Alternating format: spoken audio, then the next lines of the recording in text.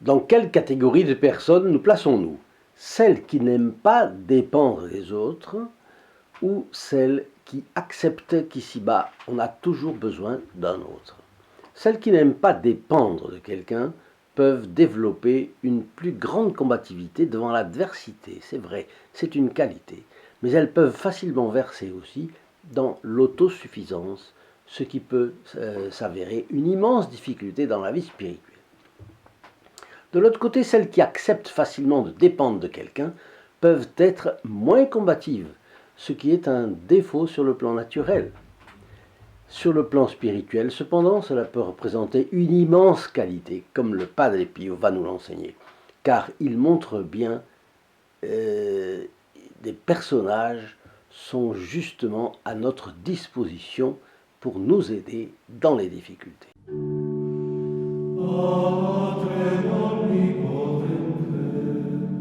Chers amis fidèles du Padre Pio, bonjour. Aujourd'hui, voici la reine qui vous ouvre les portes du paradis. Hésiterez-vous à entrer?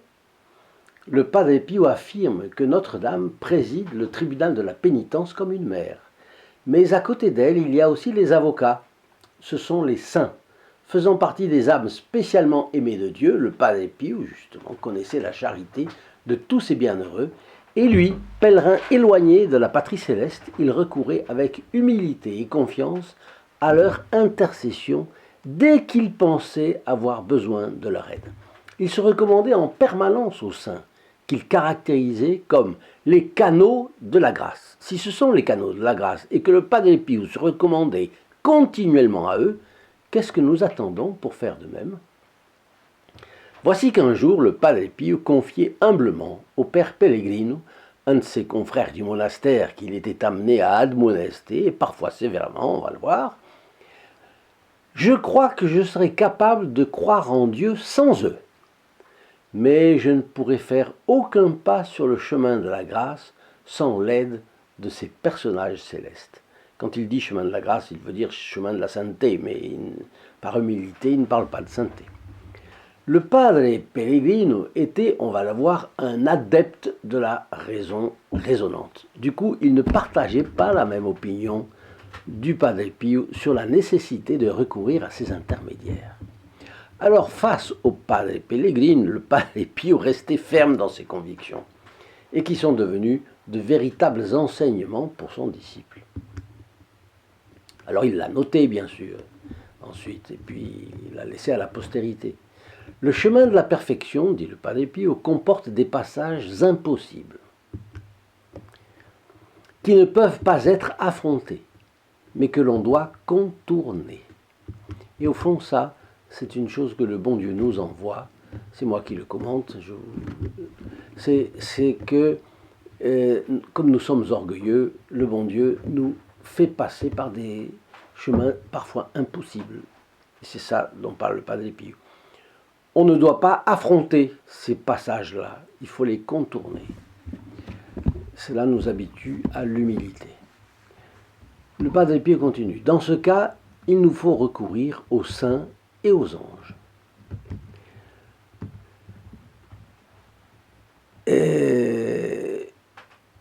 Pourquoi? Parce qu'ils sont destinés à nous aider. Et vous voyez comment l'autosuffisance est un obstacle considérable dans la vie spirituelle. Et si vous ne le faites pas, continue le Padre Pio, vous êtes un orgueilleux et un oisif, c'est-à-dire que vous perdez votre temps. Vous qui m'écoutez, je sais que vous ne perdez pas votre temps puisque vous partagez souvent nos vidéos avec vos amis et votre famille. Bon, c'était un aparté. Mais le Padre Pio montre ici que l'on peut perdre son temps en matière spirituelle si on ne sait pas prendre les moyens que Dieu nous envoie. Et l'un d'eux, c'est de recourir à ses saints et à ses anges. J'en profite pour vous demander de vous abonner en cliquant sur la clochette ici en bas dans la description de la vidéo et en actionnant l'option toutes qui vous permettra d'avoir des informations complètes. Chaque fois que vous vous abonnez et que vous partagez l'une de ces vidéos, vous bénéficiez d'une messe à vos intentions dans le cadre de notre chaîne. Donc, je reprends.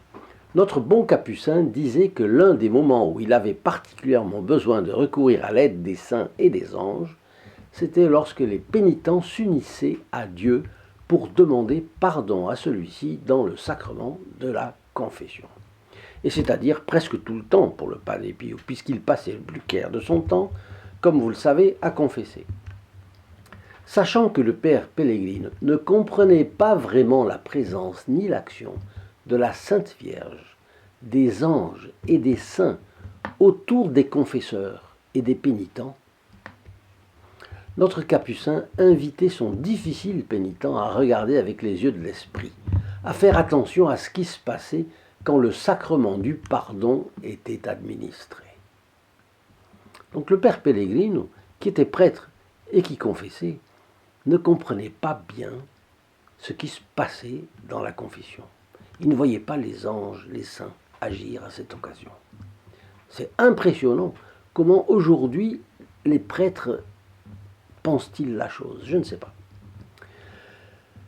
Il l'obligeait, donc le Padre Pio obligeait le Padre Pellegrino à élargir sa vision, à aller au-delà des apparences, à aller au-delà de ce qui semble se produire dans le confessionnal lorsqu'un prêtre commence à entendre les pauvres pécheurs à la recherche du pardon. Autrement dit, certains voient la confession comme un travail fastidieux, et puis voilà, la personne vient, s'agenouille, voilà, et puis on donne le pardon, et puis c'est fini, la personne est contente. Bon, ça c'est une façon de voir. Et une autre façon de voir, c'était celle du Padre Pio, de voir que la chose est sérieuse, c'est un tribunal, où le prêtre représente le bon Dieu au début, mais lorsqu'il dit « je te pardonne au nom du Père, du Fils, du Saint-Esprit », il ne fait que prêter son gosier, sa gorge, ses cordes vocales, son larynx à Dieu, et c'est Jésus-Christ qui pardonne. C'est une chose qui est très sérieuse. Et le Padre Pio insistait. Le tribunal de la pénitence est tout un jeu de figures et de personnages célestes, car ils agissent dans ce temps qui est le nôtre, à nos côtés.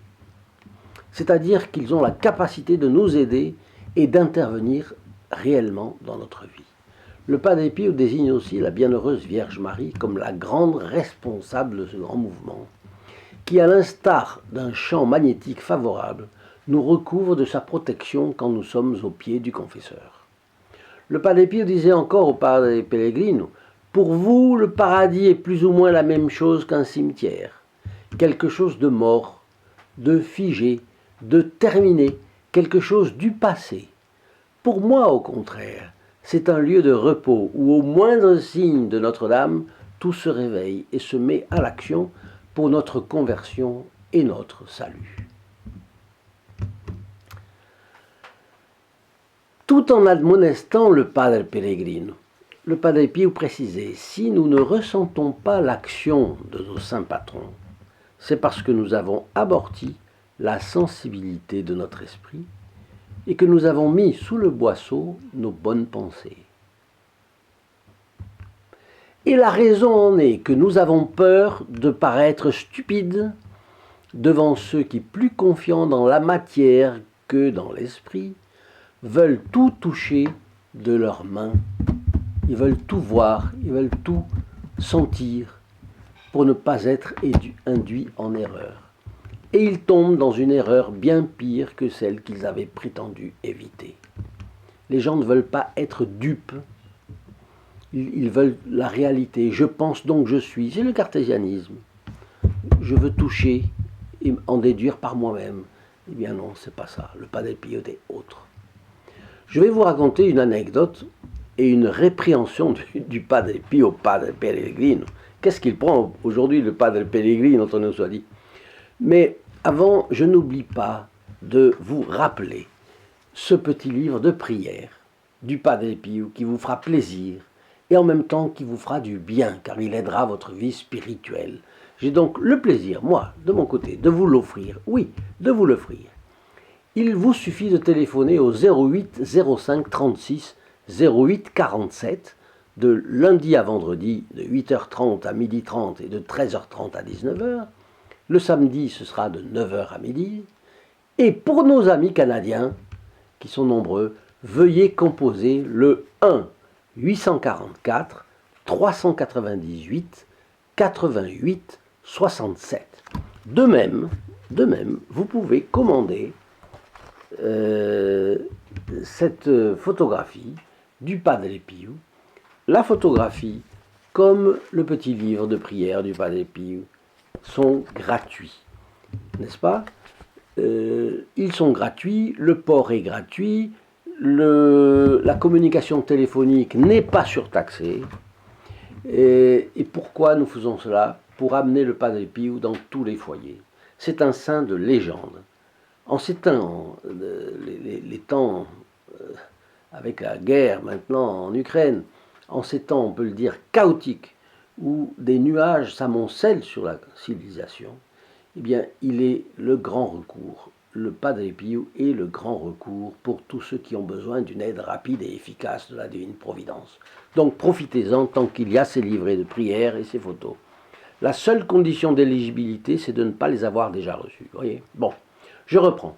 Le Padre Pio savait aussi qu'une des obsessions du Padre Pellegrino était de recevoir au moins une fois dans sa vie la vision des bienfaiteurs célestes, anges ou saints, qui œuvraient avec et autour du Padre Pio.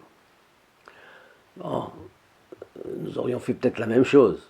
Un jour, il en fit même la demande explicite.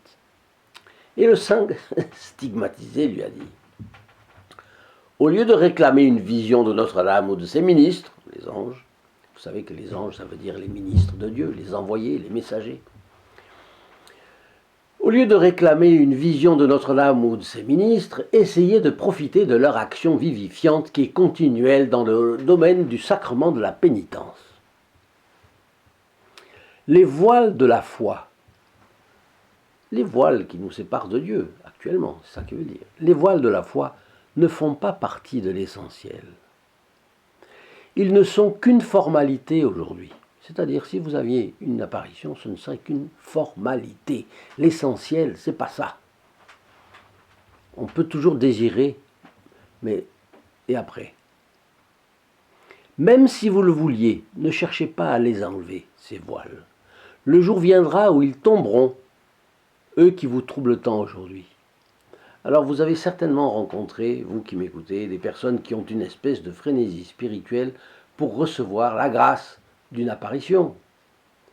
Eh bien, ce genre de grâces mystiques sont un cadeau du Dieu, c'est vrai, surtout donné en fonction de la souffrance que Dieu prépare de la sorte. Il ne faut pas l'oublier non plus.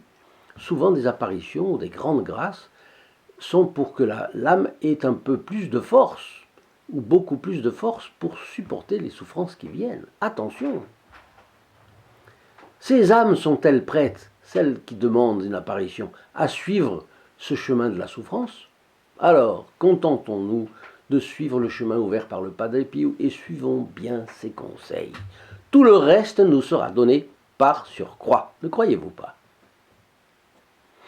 Selon le Padre Pio, s'il est vrai que Notre-Dame et les saints doivent être invoqués, surtout lorsque nous nous approchons du sacrement de la confession, ils sont toujours présents à nos côtés dans les moments difficiles, voire même dans les heures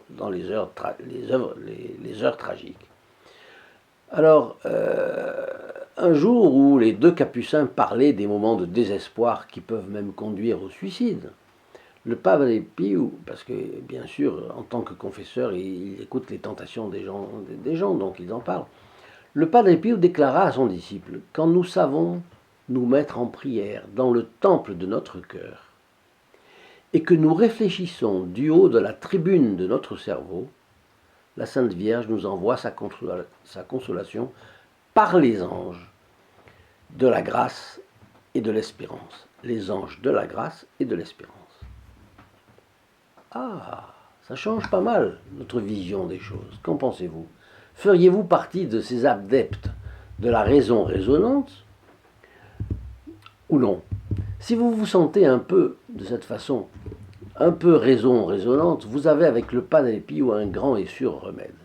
Demandez-lui de vous détacher de cette habitude et d'être plus spirituel. Vous ne le regretterez pas, je vous garantis. En attendant, dites-moi ce que cela vous inspire dans vos commentaires. Et je vous dis à demain. Au revoir. In nome del Padre, del Figliolo e dello Spirito Santo, e così sia. Sia lodato Gesù e Maria, e